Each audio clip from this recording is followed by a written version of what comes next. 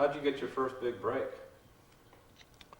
My first break, I guess big break. There are two of them. There were a lot of them, but excuse me. I went to New York in '53, and fortunately, I was able to bring my wife and my boy on after 7 months. And I did Arthur Godfrey's Town Scouts, only Gary Moore was subbing. And I lost, but I became a guest of Gary's and Carol Burnett and those people, and Durwood Kirby later. I lost to a guy, I'll never forget it. I don't think any performer ever will. I knew before I went out, listening to the guy, he went out before me. I knew I was dead in the water when this guy sung, I believe in every tree that grows, a petal falls. I'm like this, oh Jesus. It's the Lord's Prayer practically. I died, I didn't die, I got close, but death is death, If you're in a track meet and you're like this, so what, you died.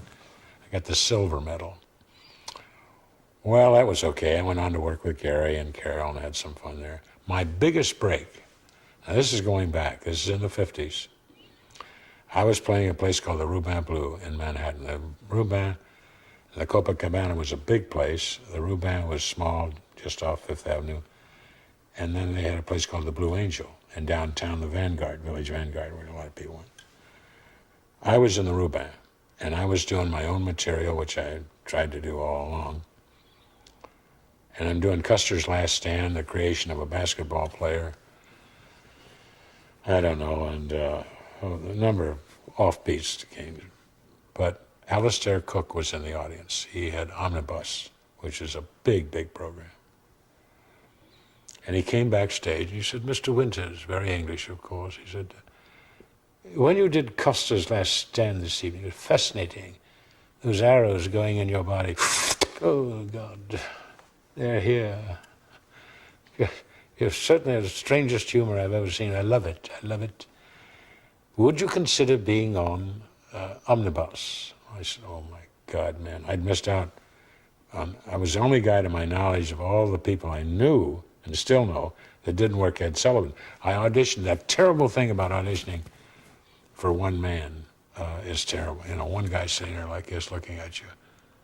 And I did a fast 3 minutes. And Mr. Letty, Mark Letty, he's dead. And he said, son, what is your name again? Jonathan Winters? Yeah. I don't think Mr. Sullivan would understand you, okay? And I looked at him and I said, Mr. Letty, I don't think you understood it. Out. But they understood it in Omnibus, and Mr. Cooke turned to me and he said, I love your work. You must come on and be a part of it. So I was the first stand-up comedian to work Omnibus. Then I think Mort Saul came on and Shelley Berman and other people came on it.